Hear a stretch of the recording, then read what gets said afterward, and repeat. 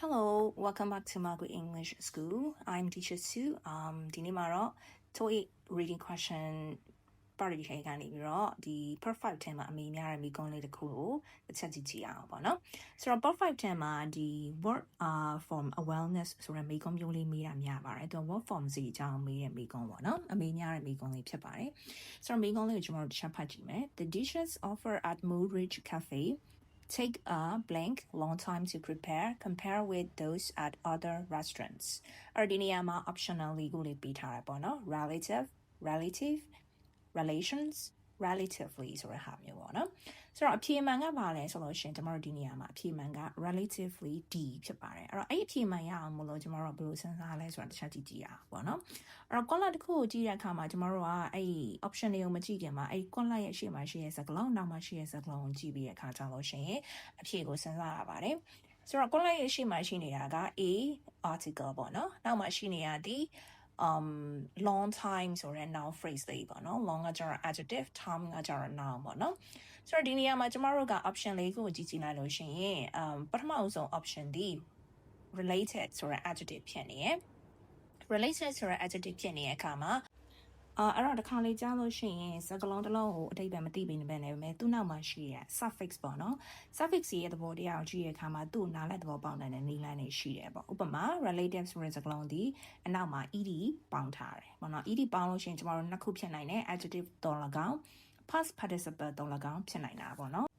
အဲ့တော့ column ရဲ့နောက်ကိုတစ်ချက်ကြည့်ပြန်တော့လေကျမတို့က long ဆိုတဲ့ adjective ကပါနေပြန်ရောအဲ့တော့ကျမတို့ဒီမှာ grammatically အရာ adjective ကိုဘယ်လိုလုပ်ဆိုတာသိရတာပေါ့နော်ကြည့်ဒုတိယ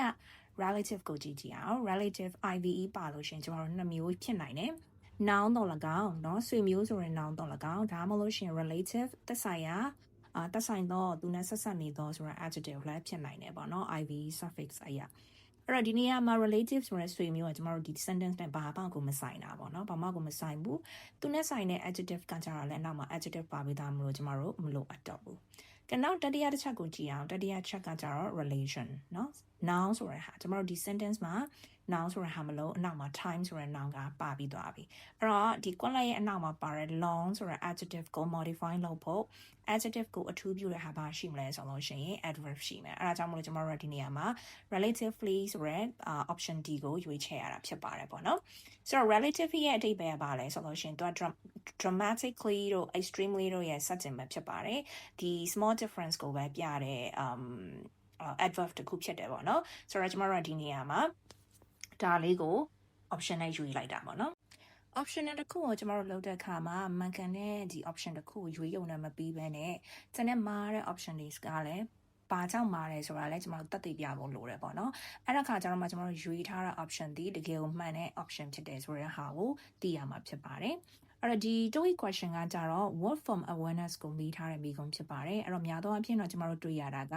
suffix တွေအကြောင်းကိုမေးတာများပါတယ်เนาะအဲ့တော့ suffix တွေကိုအထူးသတိထားပြီးတော့လေ့လာရမှာဖြစ်ပါတယ်အဲ့တော့ suffix တွေရဲ့သဘောတဘာဝကသိတဲ့အတိုင်းပဲပေါ့နော် part of the speech ကို change သွားစေရဲ့ verb ကနေ adjective ဖြစ်သွားတာမျိုး noun ကနေပြီးတော့ခါကြလို့ရှိရင် adjective ပြန်ဖြတ်သွားတာမျိုးပေါ့နော်ဒါပေမဲ့ तू ကကြတော့ meaning ကိုအရင် change သွားတာမျိုးမရှိဘူးပေါ့နော်အဲ့ဒါဆိုလို့ရှိရင်တော့ TOEIC မေးခွန်းအနေနဲ့ပတ်သက်ပြီးတော့ပါလေးတစ်ခုကိုထူးပြုပြီးလေ့လာရမလဲဆိုတဲ့ဟာကိုဒီနေ့ဗီဒီယိုမှာသိသွားလောက်ပြီလို့ထင်ပါတယ်အဲ့တော့ဆောင်းမဖြည့်ဖို့ပြင်ဆင်နေကြတဲ့လူတွေအားလုံးကိုလည်း best of luck ပါလို့ပြောချင်ပါတယ်အဲ့တော့နောက်ဗီဒီယိုတွေမှာထပ်ပြီးတော့တွေ့ကြမယ်နော် Thank you so much for watching until the end. See you in the next video. Bye bye.